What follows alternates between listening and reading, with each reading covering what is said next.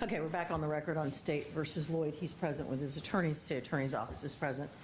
I took a look at the transcripts that were provided to me of the testimony of Mr. Dominique Daniels and Stephanie Dixon Daniels. I also looked at the Milton case, and my memory of the facts was a little dicey, but I was correct that I don't think that Milton applies here, because Milton, they used the same discharge of the firearm to charge both the attempted second-degree murder and the attempted felony murder, and that's where the Supreme Court took issue with it, because you have to have a different action to occur.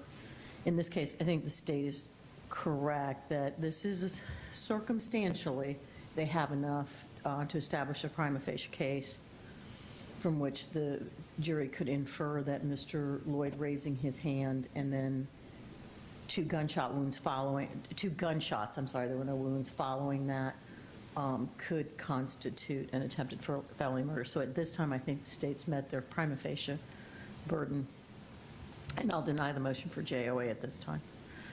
All right, defense, you ready to proceed? All right, let's get the jury back in here. Yes, sir. I have filed a motion in limine regarding the admissibility of certain pieces of evidence unless and until a predicate is established. Aye. The Instagram videos and testimony about the big one being in possession of a gun sometime in the past. Still a predicate. There were pictures of the victim on an Instagram post. Right. Not with a gun, but the pictures of a gun. And the state was requesting that the court not allow that evidence in until a proper predicate has been established, like a self-defense predicate, to make them relevant. I'm assuming the relevance would be by the defense to provide some kind of well-founded fear of the defendant. But unless and until that predicate has been established, I don't think it's relevant. Same thing with the text messages that were mentioned by Mr. Lennon in the opening statement. Unless and until a predicate is established to make them relevant, and a hearsay exception provided, the state's position is those text messages are hearsay, not relevant at this point. They may become relevant should the defendant testify and establish the necessary predicate for self-defense, but the state's position at this time, they're not. I was pretty sure I granted those and directed that the defense not mention it until such time as they lay a predicate. Yes, ma'am. And that they do it outside the presence of the jury. Yes, ma'am. That's my memory of what happened, so. Thank All right, anything else? No, ma'am. All right, let's bring the jury back in.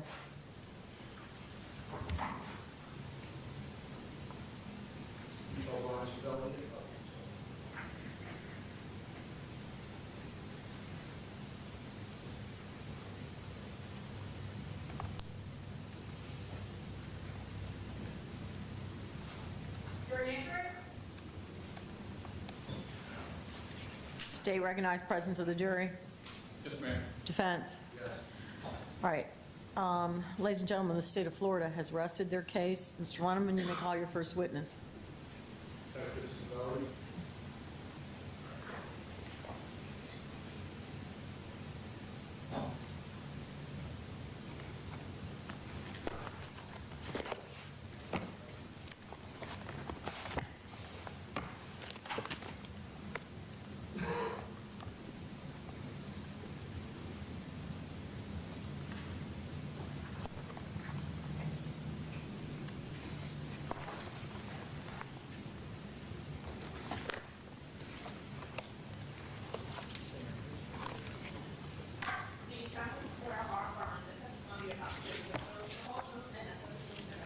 Yes, ma'am. Have a seat, sir. Thank you. You may inquire. Good morning, sir. Good morning. Would you state your name for me? Sure. Detective Brian Savelli And how are you currently employed? with the Orange County Sheriff's Office For how long? since June of 2007.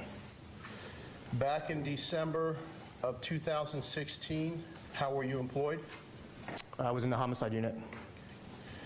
And can you just generally tell the jury what your responsibilities was in the homicide unit during that period of time? Sure. So in the homicide unit, homicide detectives are responsible for investigating all death, natural deaths, overdoses, industrial accidents, and in unfortunate cases, homicide.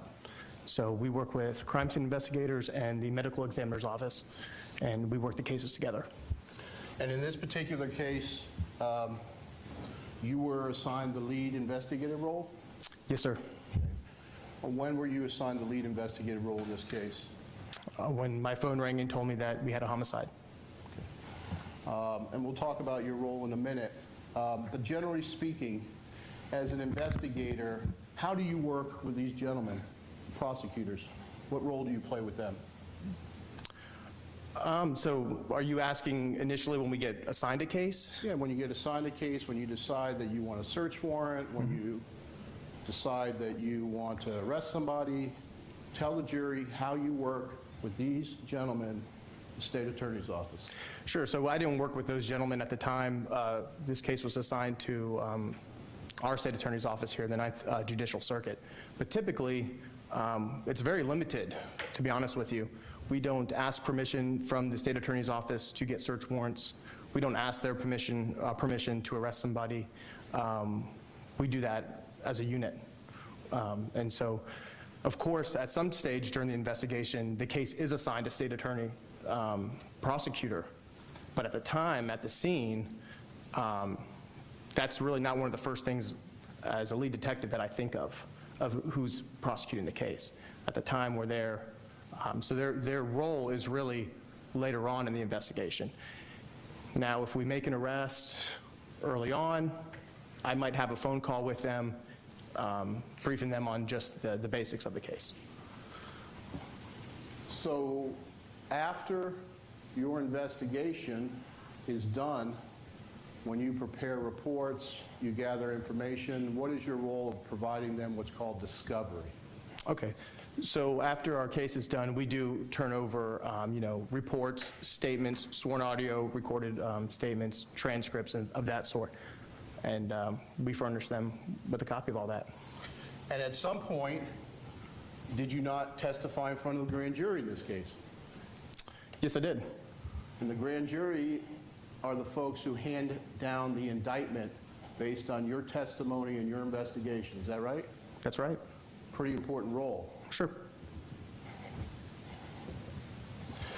So you said in this particular case that you were assigned the lead investigator. Yes, I was. About how many times prior to this homicide investigation had you been a lead investigator? So 2016 was my first year in the homicide unit. I believe the homicide of Sade Dixon was my 8th case. So I was lead on 7 cases prior in 2016. And do you have other people work with you when you conduct the investigation in a homicide? Yes, we have a team. Okay. And can you just describe generally what the team consists of? Sure. The team at the time is 4 detectives. We have a corporal, who's our immediate supervisor, and then we have a sergeant that oversees the whole unit. And what about crime scene folks? How do they play into your investigation? So our crime scene investigators are not under the homicide supervision. They are their own, they're civilian, and they're under their own supervisors. But they are also an essential role in homicide investigations. And they work with you? Yes, sir. Okay. And is it your protocol that when you were involved in a homicide investigation that you not only talk to the main witnesses, but you talk to as many people as you can about their involvement in the case? Yes. Okay. And you obviously have an opportunity to review reports and things like that. Is that right? For this specific case, or are you talking about when I go on scene to a homicide? On any case, you have an opportunity to review reports after the fact that were prepared by other officers involved in the case? Yes. Okay. So in this particular case, tell me how you were contacted. My phone rang, and I don't remember who exactly on the team called me back in 2016, but my phone rang, and we were told that we had a homicide on Long Peak Drive. And did you go to that location? Yes, I did. And what is the first thing you do when you go to a location? You get briefed by the first responding deputies, or if there's other detectives that were there before you and they were briefed, you get briefed of the situation. And did you get briefed in this case? Yes, I did. Did you do a walkthrough of the scene? Yes, I did. And when you arrived, did you see any firearms on the scene? Yes, I did. Okay, describe to the jury what you saw. Silver handgun. At the time, I didn't know make, model, or the caliber of the firearm, but it was a silver handgun. My initial walkthrough as a detective is we don't manipulate the evidence, we just observe it. So it was a silver handgun in the lawn. And did you come to find out who that silver handgun belonged to? Yes, I did. And how did you do that? I believe I initially spoke to Miss Stephanie Dixon Daniels, and at the time she said that she had a firearm and it was missing from the stave. She led me up there and I confirmed it was missing.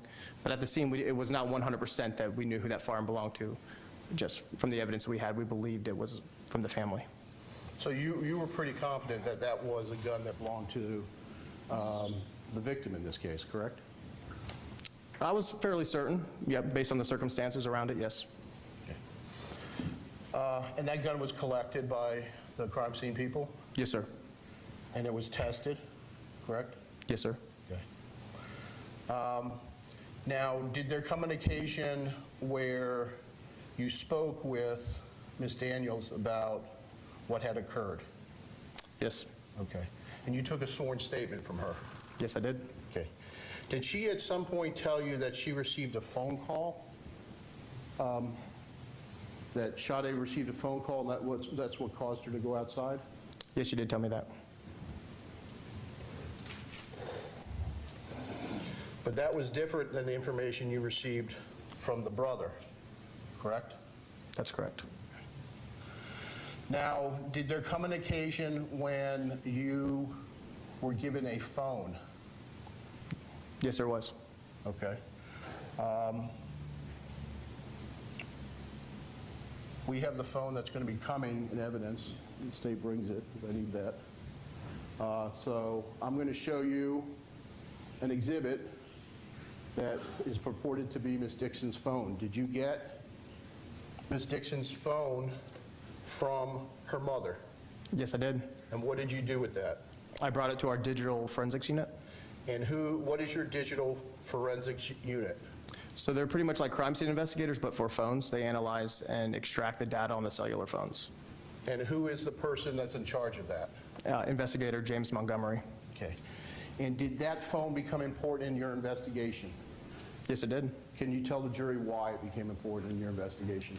We were able to find some text messages and the call logs, text messages from her boyfriend at the time. Okay. And in your probable cause affidavit for the arrest of Mr. Loyd, did you include specific information from the phone calls and phone text in your probable cause affidavit? Can I check on that? Sure. Okay.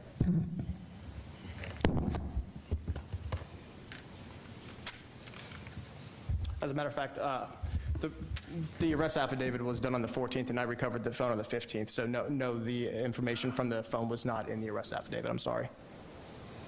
Did you include that in your testimony to the grand jury? Sustained. Don't answer that, move on. Did you include that in the 26-page report that you prepared in this case? Yes, I did. In my report, the text message and phone logs and stuff were covered in that. And as a matter of fact, on page 13 of your report, you begin to detail the recovery of Sade Dixon's cell phone and outline texts that began on December 10th, 2016, which is 3 days before this incident. Is that correct? I did outline text, yes. They began on December 10th, 2016. Isn't that right? I believe so, yep. And they continued all the way through after the fact in this particular case. Is that correct? Yes, sir. That's after the shooting. There were several texts by Mr. Loyd in this case. Yes, sir. And those are included. In my report, yes, sir. And also included is that at some point you became aware through looking at these texts that Sustained.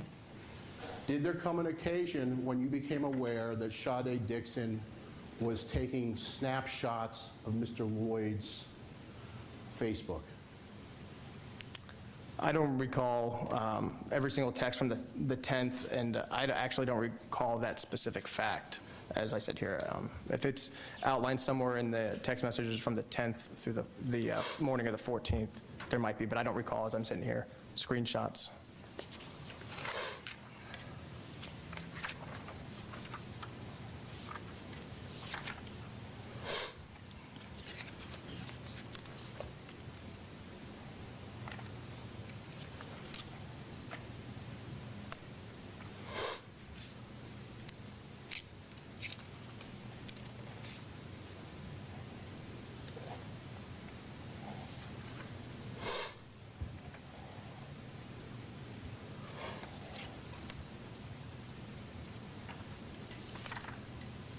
Can you tell me what Montgomery generated in regards to the phone that was taken from Ms. Dixon? The question asked, Yeah, it's sustained. Rephrase Did you the see question. what Montgomery generated? Yes, that's how I got the text messages for my report. And how many pages of text messages did you review? I don't recall how many text message pages I reviewed from the phone. Obviously, there's a lot of text messages from different contacts and different people. Do you recall that there was, in those text messages, that's leading. it's a Sustained. did. I'm asking if he did, Judge. Rephrase the question. Do you recall whether in those text messages that there were 3 screenshots from Ms. Dixon the day that this shooting occurred? I don't recall that, no.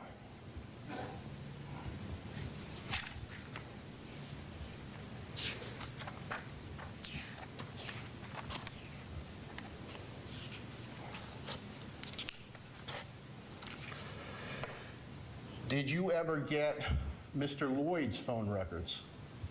I did not ever get Mr. Loyd's phone records. Did you attempt to get them? Yes, I did.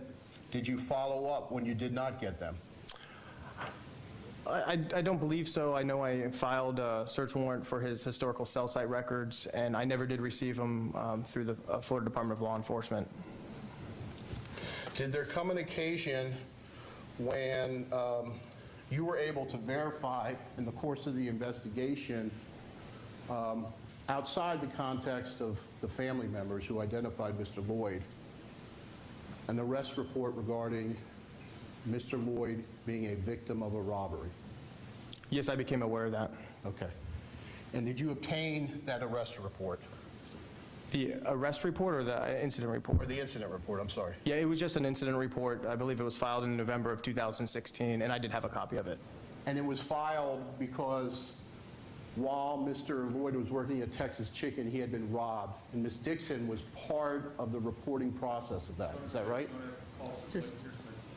Sustained. Do you remember the information in that report? Yes, I do. Okay. And Mr. Loyd was listed as the victim, is that right? Beginning possible hearsay. Sustained.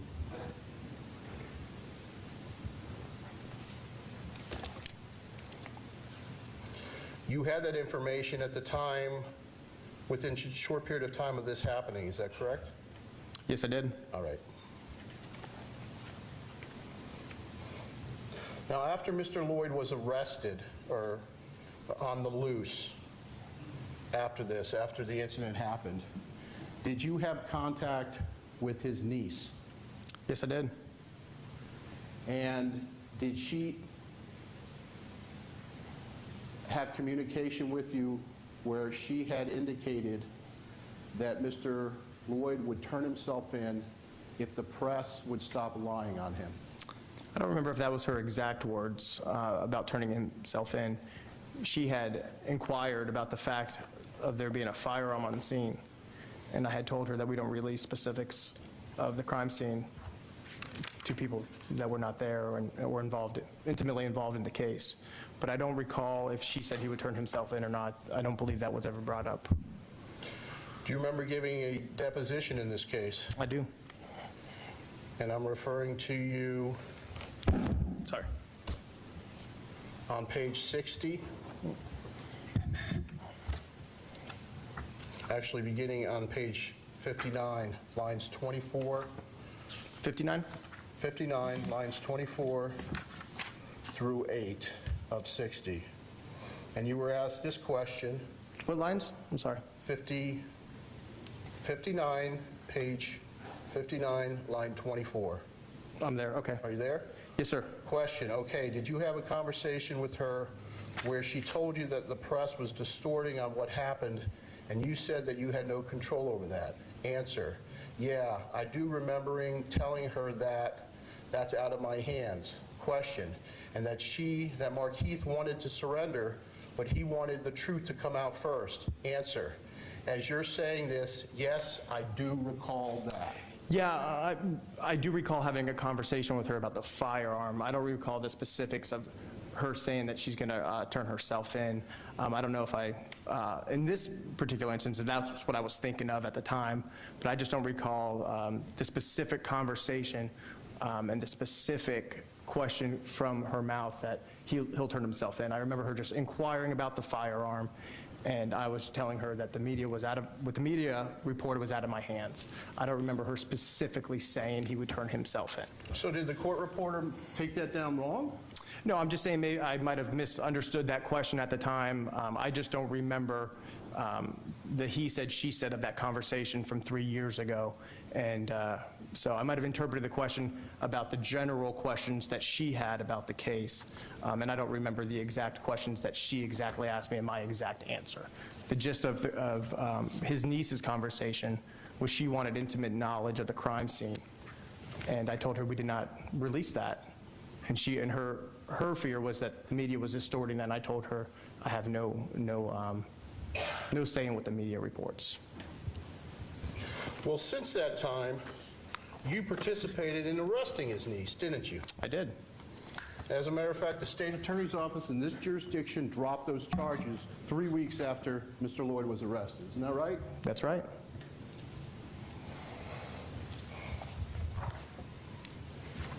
So she sat in jail 3 weeks based on your arrest. Is that correct? That is correct.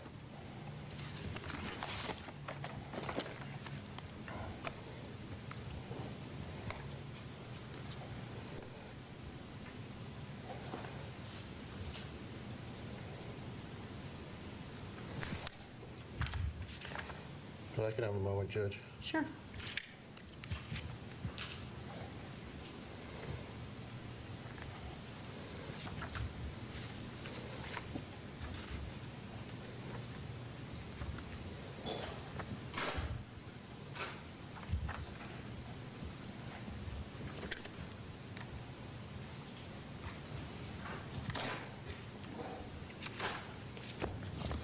Can I have 1 second, Judge? Sure.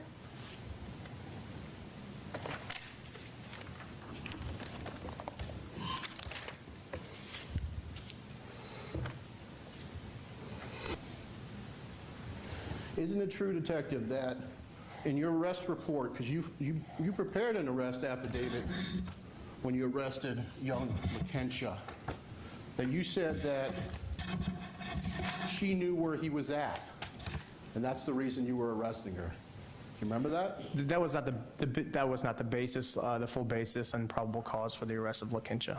That's what you put in your report, though, isn't it? Let me, Due to the fact she knew where he was. Isn't that what you put in your report? due to the fact that she had intimate knowledge of the crime scene that was never released, and the fact that she potentially knew where she was, and the fact that she knew intimate details of the crime scene led detectives to believe that she was in contact with him.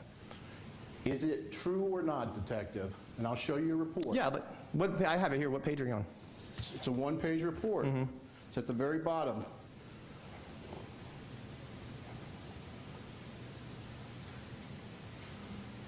You see it? LaKencha Loyd, I'm trying to see where you're at in the report. LaKencha Loyd contacted the, I'm sorry, go back up. LaKencha is outlined.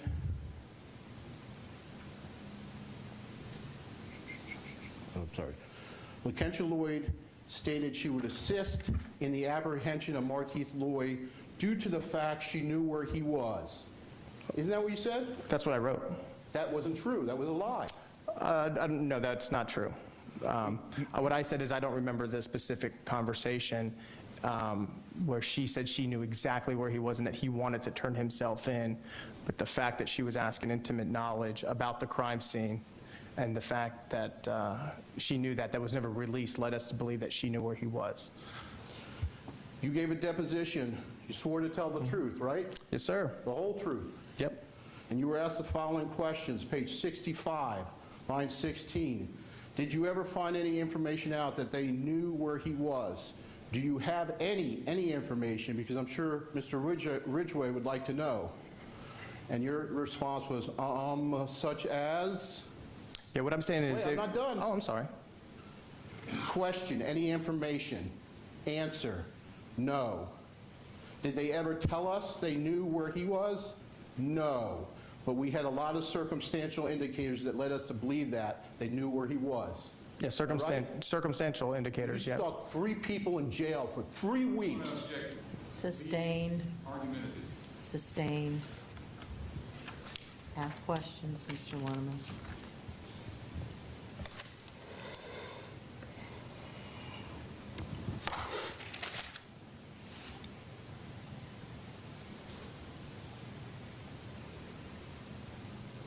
You went on Mr. Loyd's Facebook and obtained several videos, did you not? Yes, I did. One of those videos was, What is the question? Are you asking what's in the video, or are you just going to ask him what the video? what are the videos that you got? All right. Tell the jury. Yeah, I had a video of an ultrasound with him and Sade at an ultrasound. And then I had another video that was referenced in the text messages with Sade of him at a strip club. And they were documented in your report, weren't they? Yes.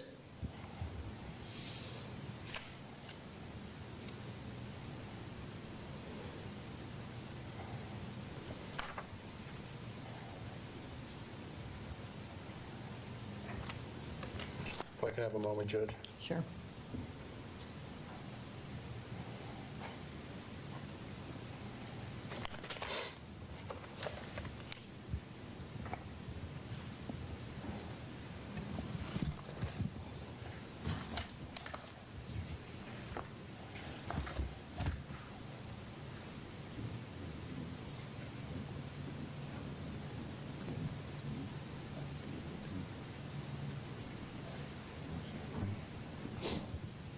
Also, one of the people you arrested was his ex-girlfriend, Jamise. Isn't that right? That's right. And you were aware that she was mentally ill at the time you arrested her. No, I was not aware of that. I have nothing further. Redirect, or I'm sorry, cross.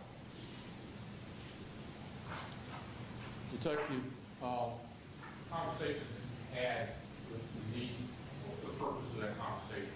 What were you trying to accomplish? Sure. The conversation took place Christmas Eve of 2016, and we were pleading with her and the family if he could turn himself in, just trying to put this to rest. Now, the fact that there was a second gun at the house was not something that you had released to the press, was it? I never released that to the press. That's correct. And the fact that she knew that there was a second gun there told you that she had been talking to the defendant. Yeah, talking to the defendant or the Dixon family, and that was highly unlikely. Because as far as you know, the law enforcement officers, the Dixon family, and whoever committed this crime would be the only people that would be aware of that second gun. That's correct. And if someone is helping some other person avoid arrest, is that a crime for them? Yes, it is. Or accessory after the fact? That's correct. Thank you. I have no more questions. Redirect.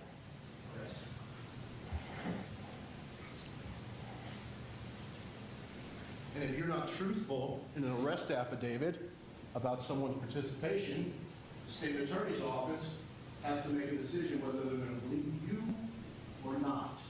Is that right, Sade? It's Detective Savelli. Detective Sade. Sure, Mr. Linneman. Yes, that is correct. They have to make a determination if they're going to file the charges or not. And they didn't file the charges. That's correct. Actually, they did file the charges, I believe. I believe they dropped them at a later date. I believe the charges were initially filed, and they were initially filed and then dropped at a later date. I don't know the specifics on the state attorney's actions, but I believe that's my recollection. And initially held on $500,000 bond because of your statements. Because of my arrest affidavit, $500,000 bond, that's right. May this witness, Across these issues, yeah, these actually are new. You can, go ahead, thanks. the $500,000 bond, did you determine that's what the bond would be? I did not. Who made that decision? The judge. Thank you, I have no more questions. All right, may this witness be excused? Yes.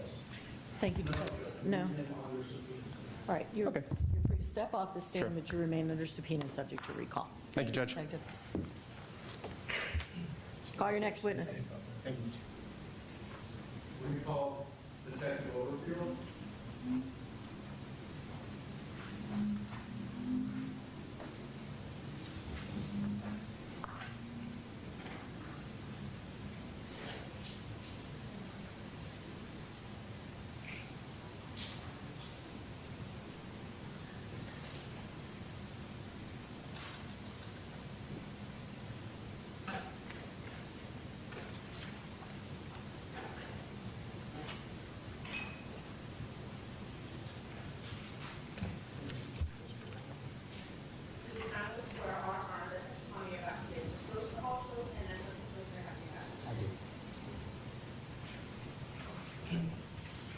May I inquire?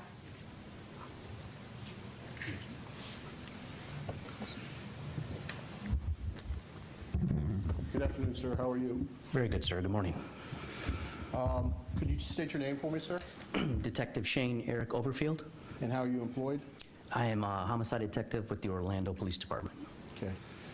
Back in January 9th of 2017, were you assigned to assist in the investigation in some form or manner involving the shooting of Sergeant Clayton?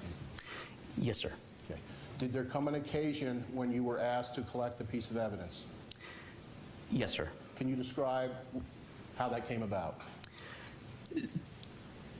The investigation at Walmart was completed. I was still present. I was semi-stranded. I had arrived with Detective Mareshi, but he was assigned as a second with Sergeant Cades, and so I had no vehicle to get back, and I was assisting in some collection of some other evidence, and I found a projectile far outside of the crime scene that they worked, and collected that in an envelope. And where would that have been located?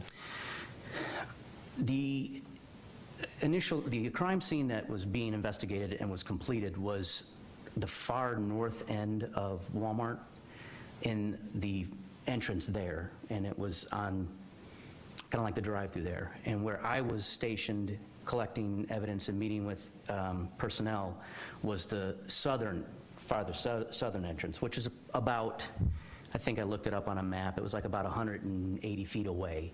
And that's where I found the projectile when I came out of that entrance, south of where the investigation was completed for Lieutenant Clayton. And did you contact anybody and tell them about this recovery?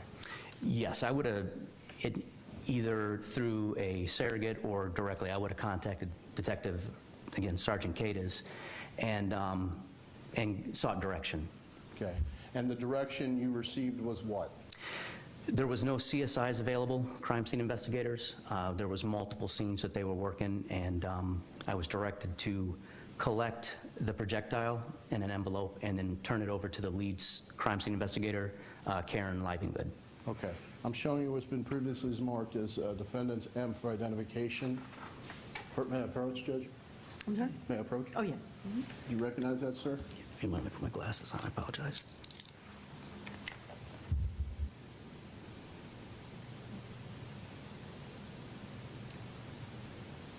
Yes, sir, I do. And what is that? That is the envelope that contains the projectile that I located in the south entrance. All right. And so you put it in the envelope and you turned it into CSI? Mm-hmm. I delivered it directly to her at the crime scene lab and in the envelope. Okay. I move this into evidence. Any objection? All right, this will be received without objection as defense exhibit number 5. Those are all the questions I have for this gentleman. Cross? No question, Your Honor. All right, may this witness be excused? All right, Yes. thank you, sir. You are free to go. Thank you, Your Honor. Call your next witness.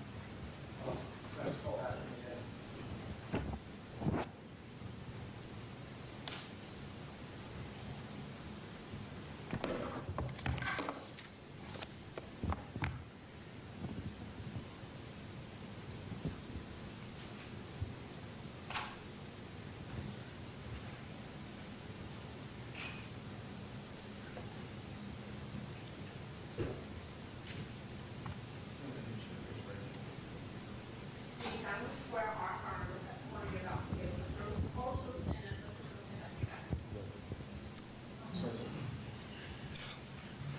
but the truth. May inquire. Judge, I apologize. I appear to be having some difficulty logging on. I logged on earlier, and now... I'm hearing you mutter, but I don't know what you're saying.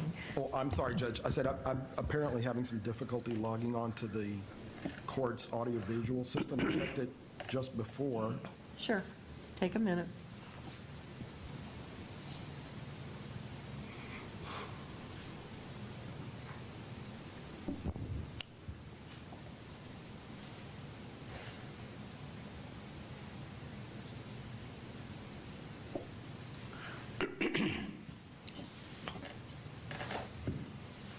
Okay.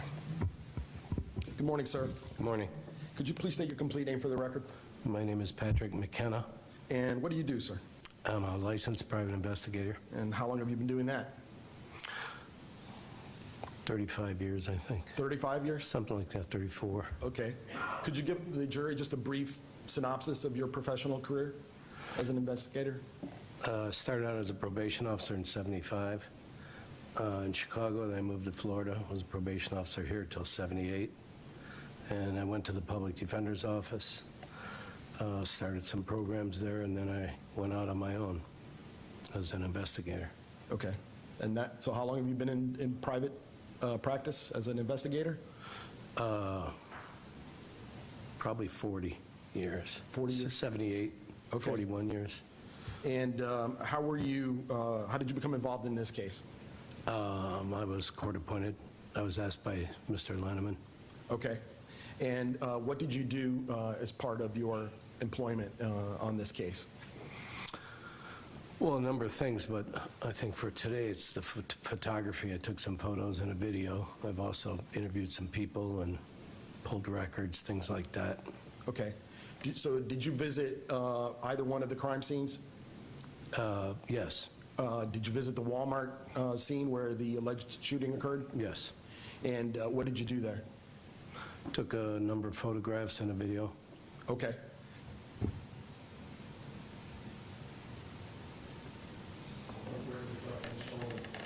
State what's been previously marked as defense need for identification and defense after identification.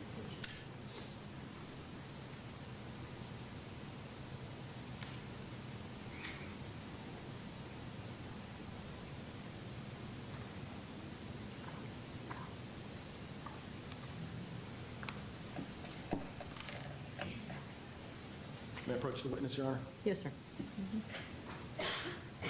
Mr. McKenna, I'm showing you what's been previously marked as State's Exhibit E for identification. Okay. Is that familiar? Yes. I'm sorry?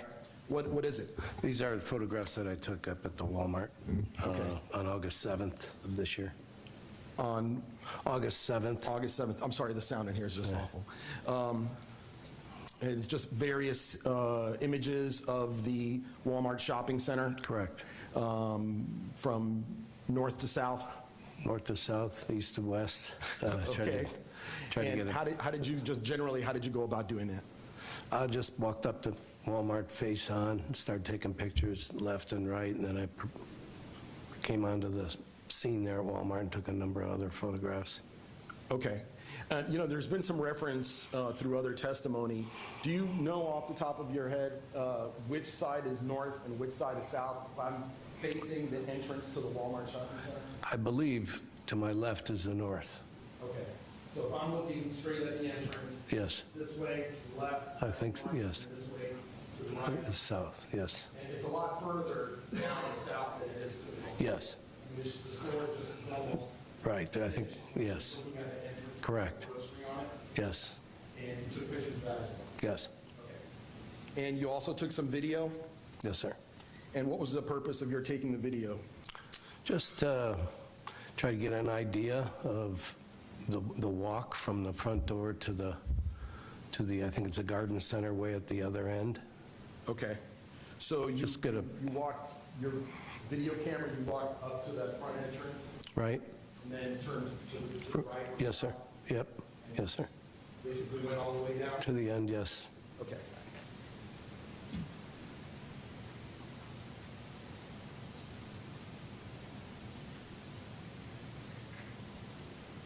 Now, this is the video that you took? It's up on your screens, hopefully on everybody's screens? All right, Yes. okay. Yes.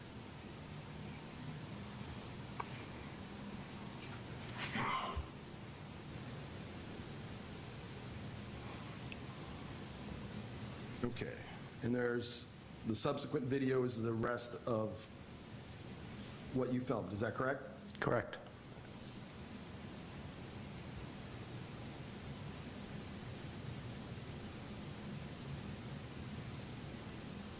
And again, for the jurors, in this video, you're walking south. Yes, sir.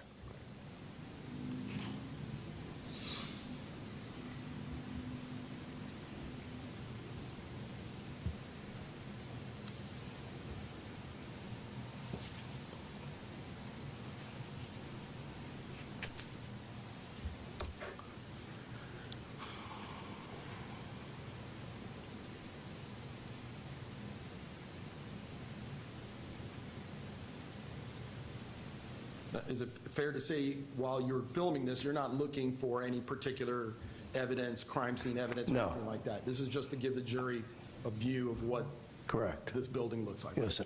Okay. Okay. And as part of the work that you did for Mr. Loyd, you also got to review in-store security video that was provided to us by the state of Florida. In Discovery, yes. Is that correct? Correct. Okay. Your Honor, at this time, the defense would like to tender some of the in-store videos. I believe we've already stipulated to that. Let me see the attorneys at the bench, please. Oh, I'm sorry.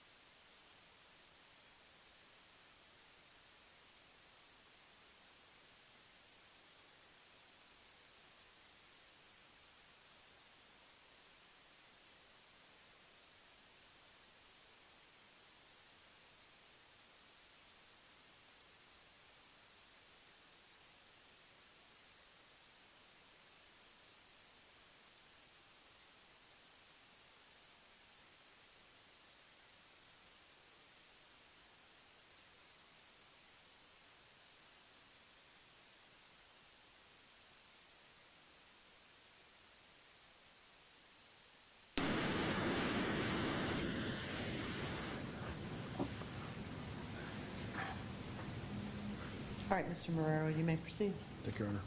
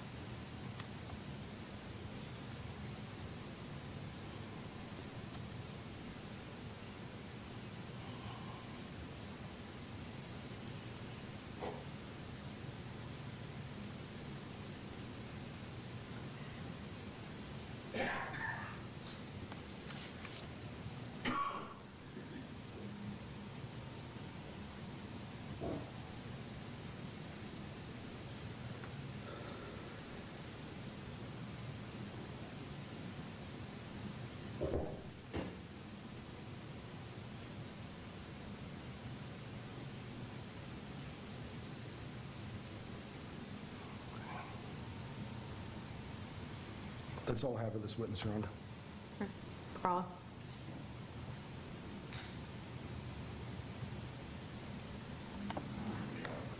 The photos that you took and the video that you took. Yes, sir. You did it on August 7th, 2019, Yes, sir.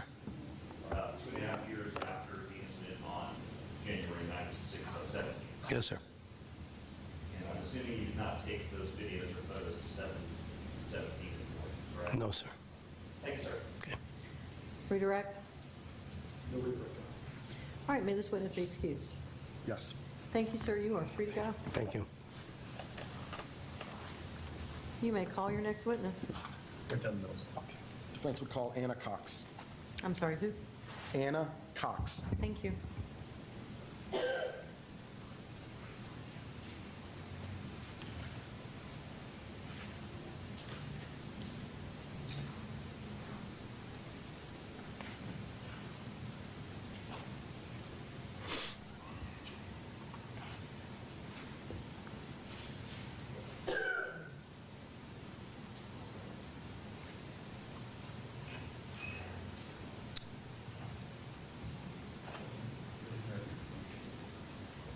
Do you solemnly swear or affirm the testimony you're about to give is the truth, the whole truth, and nothing but the truth, so help you God? I do. You may inquire.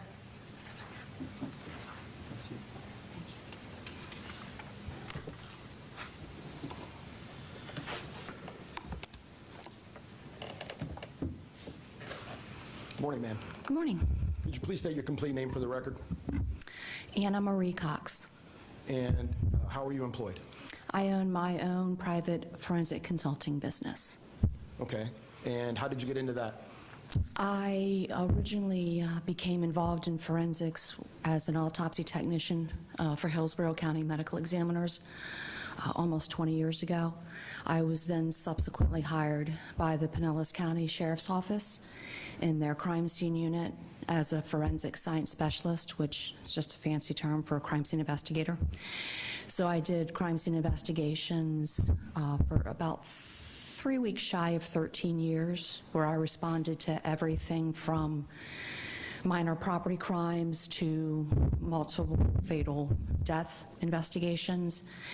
And I left there and immediately started my own consulting business to focus on areas of primary interest in forensic for myself. So when you work for the Hillsborough County Sheriff's Office, obviously you work for the state of Florida, correct? I worked for Pinellas County State Sheriff's Office, Hillsborough County Medical Examiners. Okay. Did you ever testify for the state of Florida as a witness, as a crime scene investigator? Many times. Okay. And since you left and went out to private practice, have you testified for the state in any cases? I have. And for the defense as well? I have. All right. And when were you retained in this case? I was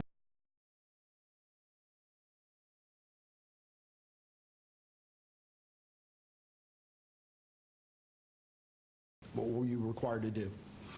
I have many specialties that in the discipline of forensics. I do blood stain analysis. I do proper homicide processing techniques. I also am proficient in chemical enhancement, as well as proper crime scene documenting procedures, including but not limited to photography and sketching and note-taking. Okay. In this particular case, did you ever go to either or both of the crime scenes? I did respond to both. In other words, the scene where Sade Dixon was shot at her home and the Walmart shopping center where Sergeant Clayton was allegedly fired at? Correct. I responded to both. Okay. Did you, when you went to the Walmart scene, what did you do there? I basically walked around the location to kind of get a spatial feel for the layout of the Walmart, the entrances, the exits, the overall aesthetic appearance of the Walmart. I walked around there. The other thing that I did was took a close look at some of the areas that had been documented the day of the incident. And then I also subsequent did a very extensive search for what in the field are sometimes called strike marks or defects that can be the result of weaponry being fired. And why'd you do that?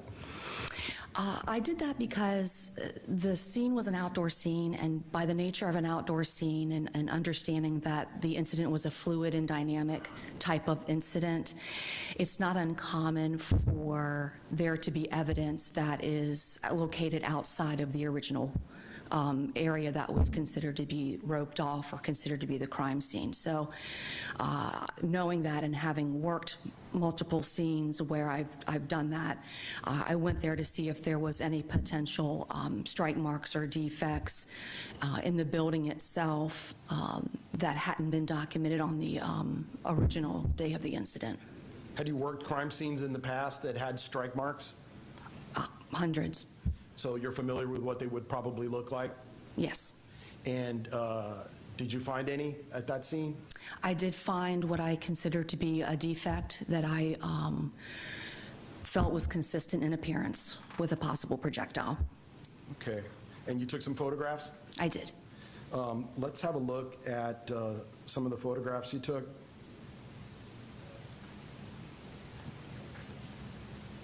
Please.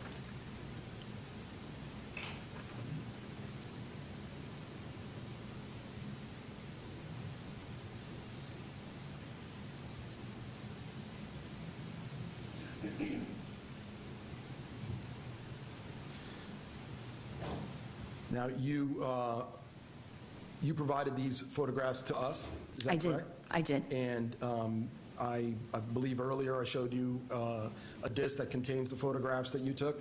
Yes. And those photographs accurately reflect the scene as you photographed them on that day? Correct. All right. At this time, the state would move state's I, or defense I into evidence as the next number. How many photographs? Just a total number, do you know? There are a total number of, Or is it on a disc? it's on a disc, Your Honor. All right. Any objection from state? No objection, Your Honor. All right, this will be received without objection as defense exhibit number 6.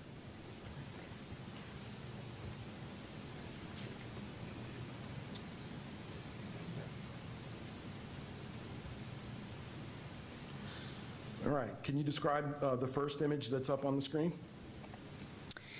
That is considered to be what would be considered to be a mid-range shot. What that photograph depicts is it is in the crosswalk of the entrance to what would be considered the grocery slash pharmacy part of that Walmart. That Walmart's very, very large.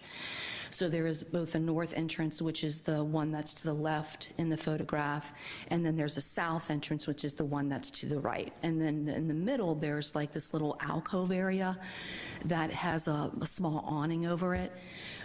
So after I had done my walkthrough, I completed general photographs of the general area that the defect was that I located, and then I subsequently move in closer in order to document more distinctly the how the defect appeared and its exact location. So this image shows the window where you ultimately found the defect. Yes, and a way to orient where I'm ultimately directing my attention is there's a shopping cart that's almost in the center of the photograph. That is a good reference point to use when you look at subsequent photographs. Oh, you put the shopping cart there? I did not. It just happened to be Oh, there. okay. All right. And then the next image? That is also considered a mid-range photograph. However, it is a closer, obviously, to the windows of the building. You can still see the shopping cart in the photograph to orient. And then what is of interest is there's two sets of windows. The set to the left and the window to the far left is the window of interest. The lower metal frame or silver-colored framing is what's of interest in that. Now, the windows there look like they're a little taller than the top of the shopping cart. Is that about right? That's correct. Did you measure where the bottom of the window sill is to the ground? I did. And how many inches was that? I believe the window, the actual frame portion of the window was a little bit higher than about 4 feet above the ground, So about this high where I'm holding my arm? approximately. Approximately? Okay. And the next image? Once again, I'm just moving in closer, and the reason that we take so many photographs is because at different angles, things have a different look to them, so you always want to make sure that you take a variety of photographs in order to make sure that the area is accurately documented. So I just moved over to a different angle, and I'm actually now focusing in on the window itself, and once again, it's the lower left window. Okay. Then this next image? That is what we consider to be a close-up photograph of the defect, and I placed that scale in there. That's called an L scale, and that is placed in there to demonstrate the size of the defect in the window frame. Okay. Now, what about that defect drew your attention to it? Well, I had walked the entire perimeter of the Walmart looking for what, in my experience, I could consider to be a defect.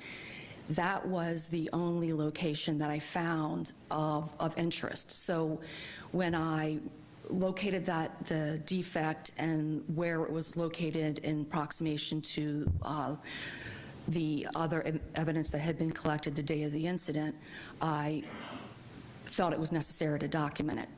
What I also did do was to make sure that I wasn't wasting anybody's time. I looked at all the window framing, all the way down from the north end of that Walmart, all the way down to the south end of that Walmart, to see if maybe that was a manufacturing defect, just to make sure that there wasn't what would be considered an external environmental issue that I could account that defect being caused by.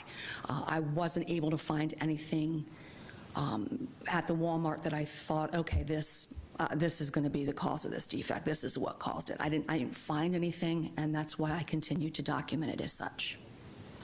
I mean, it's too high up to be hit by a shopping cart, is that right? That's correct. That's what it appears like in the photograph. Unless somebody's lifting the shopping cart up and...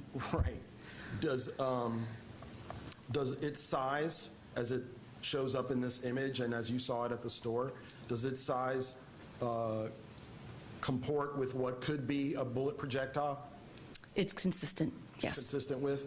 Could you say anything more about it as far as if it is a projectile, what caliber it could conceivably be? I can't.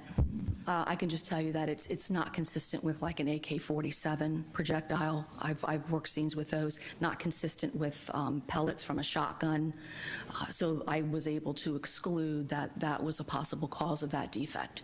Okay. You didn't do any sort of chemical analysis on it? I did not. The defect on the window it appears to be in a sheltered part of the building, is that correct? It has a roof over it? Yes, it's actually sheltered on both sides because it is inset into the building, and then it's also sheltered by a ceiling, and then there are also random pillars that prevent what I would assume to be motor vehicle activity up into that portion of the Walmart. Okay. Now, this image that you took, when did you take this? On October 2nd of this year. Of this year? Correct. So what, as a result of your having found this defect and photographed this defect, did it provoke you to do anything else? I did go back over this weekend and review the original photographs from the original day of the incident to see if I could find any photographs to see whether or not that defect was in any of those photographs. And I did that to maybe help with a time frame of when the defect couldn't have occurred. And I did find one photograph that was taken not the day of the incident, but a couple days later. And that photograph was provided in discovery, is that Correct, yes. And so you got to review all the discovery that the defense received from the state? Is that Yes. right? Okay. Let me bring up that. Is this the image that we're talking about? Yes, that's the photograph that was taken by a representative of the law enforcement agency. Just a few days after the shooting? Correct. And so what did you do to this image to be able to see what you saw? Did you zoom into it? I did. This is what would be considered a distance photograph, and so what I did was I very slowly identified the area of interest from the experience that I had at the Walmart, and I did just that. I very slowly basically zoomed in until I was able to locate the window of interest, and then based on having been at the scene, as soon as I got to about that point and zooming in, I was like, that is consistent in appearance with the projectile or the possible defect that I saw October 2nd, and that was taken in January of 2017.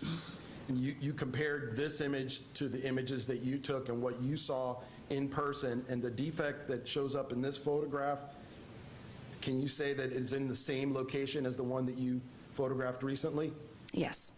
All right, could you, just for the record, could you just describe where on the image as it's zoomed in now, where the defect is? There's a pillar that's in the middle of the photograph. If you look, and it is actually in the middle of the left window.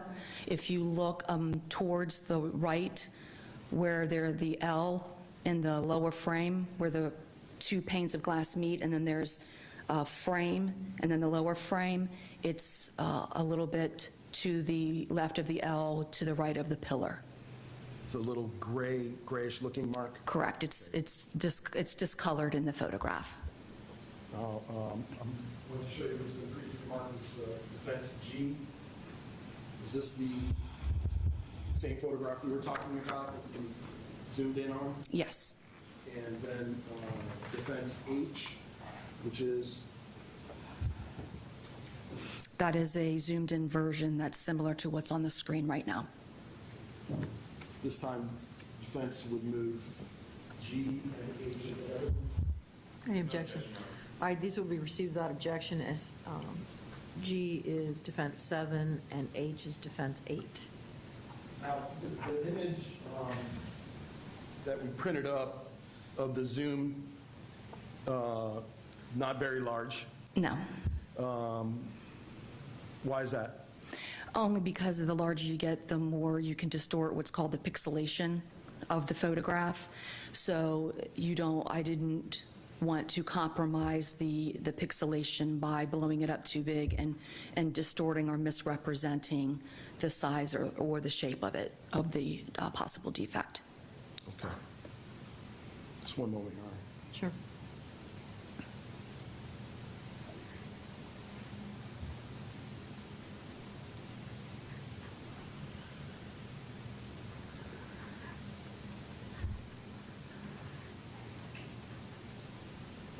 Ms. Cox, did you become aware of the bullet fragment that was located at the south end of the Walmart? Yes, I was. Were you, did you read the depositions of the crime scene investigator and the detective regarding how it was turned over to them and how it became, basically ended up here in the courthouse? I did. Do you have an opinion as to the quality of the work that was involved in the recovery of that fragment, its documentation, and just how it would have been done if you'd have done it? I didn't feel that the documentation was appropriate as far as there was, as I'm aware of, and I've asked for photographs of that fragment, and it's my understanding that there is none. So I do feel like that is inappropriate and for any crime scene evidence that's collected. I also was unsure as to why a crime scene investigator didn't respond back to the location, having been contacted by law enforcement and told by law enforcement that they thought it might be relevant. I personally would not have handled, as a crime scene investigator, I would have asked them to identify the location of the projectile or the defect or the fragment by marking it with anything, taking a business card, folding the business card, putting it over it, standing there until I got back so that I could document that in relation to the rest of the evidence that was collected that same day. And then I would have collected that evidence myself. Did you also respond to the scene where Sade Dixon was shot? I did. And what is that place? That was a residence. And you went there in person? I did.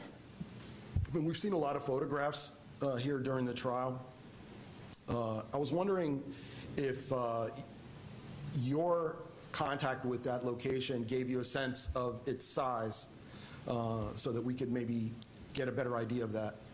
Yes, that's one of the primary reasons that I visit. I try to visit as many crime scenes that are available to me if I don't respond initially.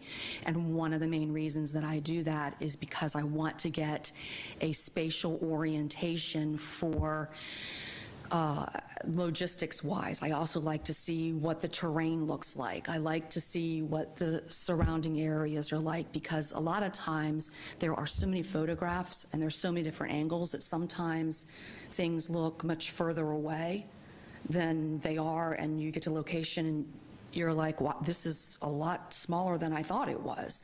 So it gives you more of a tangible idea of the environmental factors that could have affected some of the evidence at a location.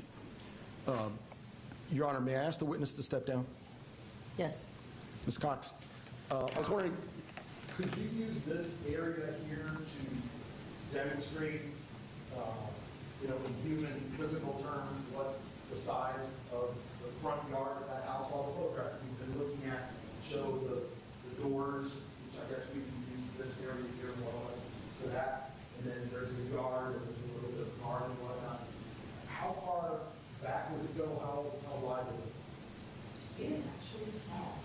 I was surprised. I parked in the street directly in front of the residence, and it was kind of slope. And I parked there, and I would say from the sidewalk, it was really no more than this long. And we're talking about from where you're standing, which is right in front of the podium, to where the wall in front of the jury begins? Yes, That would be the house. yes, it's close. It's a lot closer than it is in the photographs. Would you care to estimate what that size is? Maybe 12, 13 feet. Might be a little bit more than that, but you didn't measure the place yourself, though. I did. But you recall what it felt like when you stood there? Correct. All right. I literally thought to myself, this is not as big as I thought it was. So from where you're standing right now, is this, we're looking at the sort of L section in the jury box. Would this be fair representation of where the doors were? I would say that's where the front porch is. It would be good function, because there's pillars on either side, so the abutment that comes out would be consistent with about where the pillar would be. And then the door? would be about where the seats are. Okay.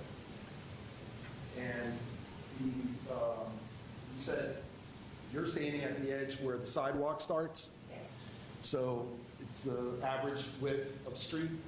Two cars can pass comfortably? Yes. And if you park one car on it, it would be pretty close to where you are. If you park the car along the sidewalk, Yes. right? It would be pretty close to where you are Correct. in terms of the distance from the house itself. Correct. And I parked a little bit further, I parked on a little bit of a slope so I could actually walk up the sidewalk and past the residence so I could get a full view, and so I thought it would actually really walked up to the residence. Okay, thank you. I have nothing further, Your Honor. Cross?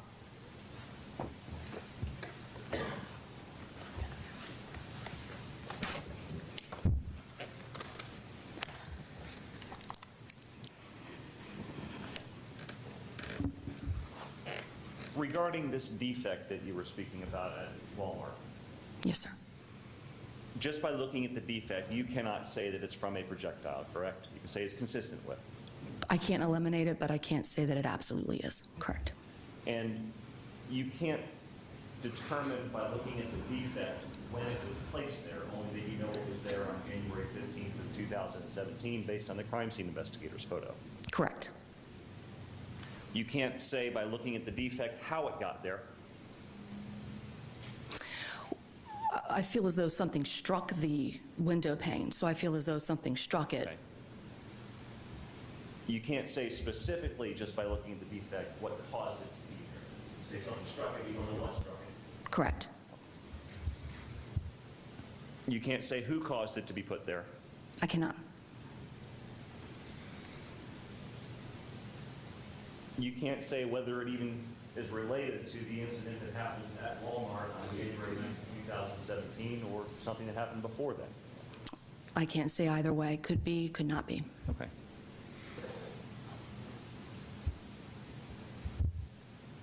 And even assuming it is a projectile strike from the incident that happened at Walmart, you can't say from which firearm that strike was caused? I cannot. You can't say based on the defect whether it was a ricochet? I can't say. It didn't look like fragmentation defect because it was the size of it, but I can't say exactly the size of the object was that hit it. And you can't say by looking at the defect if it was from this incident, which shot in sequence caused it. I can't. Okay. The information that you obtained when you went to the Long Peak Drive scene, the Dixon scene, okay? Yes. You stepped down and you kind of estimated some distances, correct? Correct. Those are just estimations? Correct.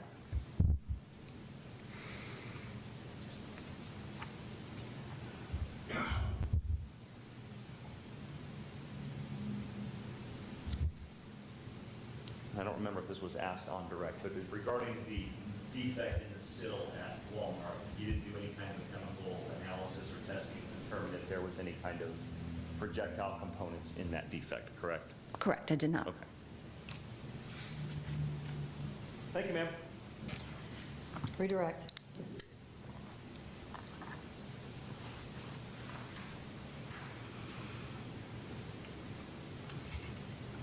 Ms. Cox, it's possible that that defect represents a bullet ricochet. Is that correct? It cannot be excluded. That's correct. And if a bullet hit that spot and bounced away, can you exclude the possibility that it could travel quite some distance from that location? Depending on the angle that it impacted, projectiles and fragments and casings can do crazy things because there's a lot of factors. There's the amount of force behind it, the item that it ricochets off of, if there's any other secondary items that it can bounce. So, well, the item that this defect was located on is metal. Is that correct? yes. I know you didn't do a meteorological exam on it, but it looks like aluminum, like it's commonly used in window frames. It was consistent in appearance with what I see at other businesses as framing for windows. And if a bullet fragment is found several yards away from that location, and there's no known origin for that bullet fragment, could you exclude the possibility that a bullet hit that window frame and bounced off, ricocheted off, and then proceeded southward, or possibly southward, and then was located like the fragment that we have in evidence here. Could you exclude that? No, I would say that's absolutely what happened, because the defect was a strike mark. The defect was not what we consider to be a projectile hole. So I had no reason to believe that whatever made contact with that window frame entered the frame. Whatever made contact with that window made contact and then ended up somewhere else. Okay, I have nothing further. May this witness be excused? Yes, Your Honor. State. All right, thank you, ma'am, you are free to go. All right, that brings us to the lunch hour. Your Honor, just briefly, if I haven't already done so, I just want to move in defense F into evidence, and that's E into evidence. What's F? What is it? Came in the disc, and the photographs came in this weekend. All right, I think those were already admitted, weren't they? I just wasn't sure. They were already admitted, yeah. All right, we're going to take a break for lunch. Before we do, Juror 921, when do you need to get your work, your time and days submitted? What do you mean by this evening, like after 5? All right. For some reason, this hotel does not appear to have a computer that you can use. Is there any? They do? Where? Is there, this lady needs to use a computer to log in to get paid, to get her timesheets logged. Is there any juror who has a computer who would be willing to let her use it? All right, I'm going to instruct the deputies to have the two of you hook up so that you can get this done and get your paid times in, all right? And I have a question from the jury, which is, during deliberations, will we have access to the court reporter's report? If you're asking me if you get a printout of the transcript, the answer is no, you do not. If you need a witness's testimony read back to you, you may request that. All right? But that's part of the reason we provide you with notepads. All right, enjoy your lunch, folks. I'll talk to you all after lunch. Thank you.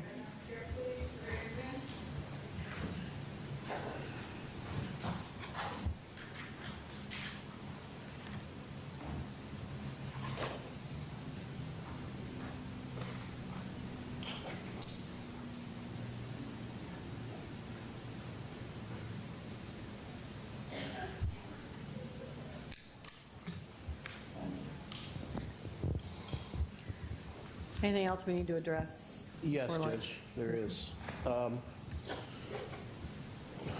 So as you know, we plan on putting on Mr. Loyd last, Judge, after we put on our case. And one of the witnesses we intend to call is our phone expert from Tallahassee. He drove from Tallahassee. I understand that the state is making objections to the admissibility of the text. We have an argument that we can make, but it's related to Mr. Loyd's testimony. So I would like to get his testimony in, obviously, setting the predicate, marking the evidence, and all those things, so we can tie them up subject to Mr. Loyd's testimony. I just wanted to let the court know. Otherwise, he's going to have to stay and be put on tomorrow, and then I'm not going to be able to talk to Mr. Loyd until those are in evidence, because there's that, you know. State. You have no objection to any witness IDing or authenticating whatever piece of evidence that you seek to admit. I would just object to any interpretation of it or comment on it as far as the contents until the predicate is established. I think it's proper for a witness to comment on the contents or interpret what the contents of the text messages are anyway. Yeah, he wasn't going to do that anyway. I mean, So he's just going to authenticate the text yeah, messages? he's going to basically- lay the predicate, and then when Exactly. Mr. Lloyd testifies, He if downloaded the Mr. stuff. Lloyd finishes the predicate, then you can move it into evidence? Correct. Okay, so the problem is now resolved, right? Yes. I Great. just want to make sure. Anything else? No. If there's any other piece of evidence that Mr. Lemon wants, if you could just let me know, so that like in front of the jury that I haven't done something I'm asked to do. What I have. Well, the jury that the state's going to give me a cell phone, and I've never heard anything about getting a cell phone. He's correct, Judge. I made a mistake because I didn't realize that they had asked Ms. Dixon whether she turned over the phone to Detective Savelli, and I realized at that moment that for me to get that phone information introduced, I had to get it to the, introduced, obviously. Because so he goes and gets the phone from them at the police department and downloads on the program all the information that is going to be introduced. We don't have any objection to the lack of the actual phone being in evidence. We know where it came from. We know all the text messages came from the phone, so That's fine. we don't have the objection to Yeah, but I don't need the phone then, if that's the case. All right, so you're expecting to rest this afternoon after Mr. Loyd testifies? No, remember, we have the firearms guy coming Tomorrow? tomorrow. Okay. All righty. Anything else? That's it. Court's in recess. 1:30.